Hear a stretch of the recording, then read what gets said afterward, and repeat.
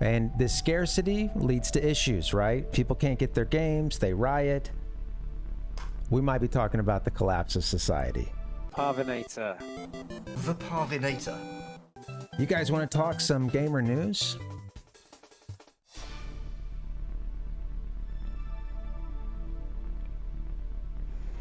All right, guys, you might have seen the news here, and I don't want anybody to rush to anger here. You know, hear the whole thing out, okay? But I saw this headline, and even found out that this headline maybe have been misleading because it was for a story just a few days ago. But I also saw something that was like 11 months ago that was the same story. So at some point, a dedicated fan amassed their 1,000th copy of Dragon Warrior on NES. And their quest continues. They're not done there. And I just wanted to talk to you guys about this game, about the kind of hoarding of retro wealth that happens in this industry. And I'm thinking to myself, I don't have this game, right? Yet, look at this. This is honestly pretty sick, right? 1,000 copies of Dragon. Almost a Dragon Quest, right? I wish. It is Dragon Warrior, right? Okay, we're talking the NES version. But yeah, 1,000 copies. Wonder if there's a lot of copies of DQ for Famicom out there, you know? I have DQ3. Yeah, Dragon Warrior, the first one, right? Came out in 1989 in the USA, a few years after it had already come out in Japan. And 1,000 copies. Honestly, it's impressive. There's some other good stuff in there too. The Super Game Boy, you know. That's a good little flex. I like that. There it is again. Huge stack, 1,000 of these. So apparently, it was several people that were part of a forum that had started gathering these Dragon Warrior cartridges. I think that it wasn't necessarily a super small community, but yeah, it was a few folks that you know, got together to archive this game, and over time that collection grew. That collection was then sold to the current owner, Ferris Bueller, and since then they've been working on expanding the collection, which now has an astonishing 1,000 copies. It's a lot of copies, man.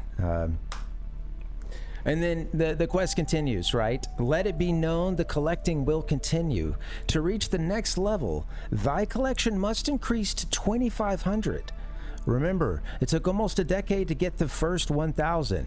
A more thorough post will happen when the website catches up, but for now I'd like to give a big thank you to everyone who has contributed thus far, and thanks to all who will be contributing to the collection in the near future.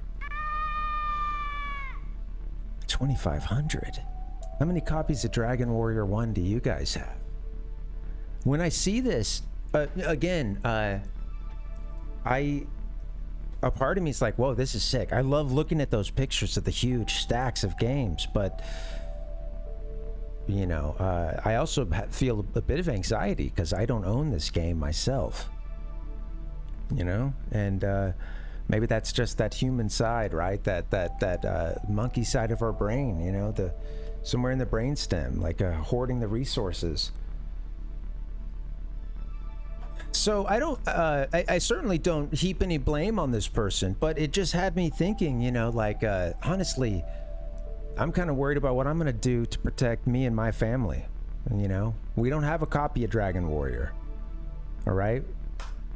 And, look, I know that there's supposed to be a lot of copies out there because it was given out for a Nintendo Power subscription, but at a certain point, if people keep collecting it like this, there's not going to be any games. There's not going to be any more left over. All right? And this scarcity leads to issues, right? People can't get their games, they riot. We might be talking about the collapse of society. Now, you guys might know Jim Baker, crazy evangelical pastor who sells a lot of stuff on his show. One of the things he sells are like a shelf-stable, you know, goods. They're supposed to like last you through the apocalypse, and they're airtight. Yeah, you know, stuff's supposed to last a long time. Looks disgusting, of course. Well, here's the thing, guys. I'm thinking if we don't get on this soon, right? We're not going to have any of these games. And I'm thinking, I don't have the details ironed out yet, but I think we're going to do a mass buy of Dragon Warrior games. We're going to buy 1,000 Dragon Warrior games. And we're going to distribute them amongst Parva Nation. We're going to use these tubs such as this here. Again, we got to work the details out, but I think I don't know, guys.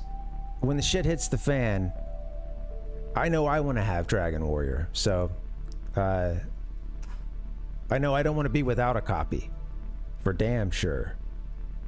All right. You know, scrambling around like this.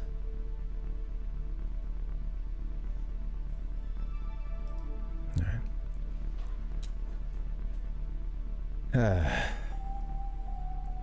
right, we'll go now to a lighter topic here. This is a fun one, a good discussion. Sorry for the small font. What video game ending made you feel like you lost when you had won? I want to ask this of you guys. I guess it's kind of difficult to avoid spoilers with this, but you know, what can you do? I'm kind of thinking of a couple for me. Diddy Kong Racing. You know, realizing that you get to the end and you've seen the credits already now a couple times, and then you, yeah, in one of those credits he laughs at you. But yeah, see the credits a second time, and then you realize that there's actually a whole other version of the game that's reversed, and you get all those same collectibles, have to do all those same races, all those same time trials, all that stuff. And so basically you've done virtually half the game. And the main collectibles you get have like a different color to them. It's a different balloon, which, you know, most people would not do that, but I think someday I gotta get back into that. You know, feels like it's a dark stain on my record. Chrono Trigger, of course. You know, not every ending I would say is I mean, depending on your perspective, not every ending might be an amazing one. Yeah. I don't know if you guys have any examples, but we could get into that as well. We can drop into that in just a bit. But that's it for Gamer News. Here, Monday, March 18th. We got through it. Gamer News in good old days. So, yeah, let's take a second to drop back into Rockman X. Let's see if we can beat Sigma.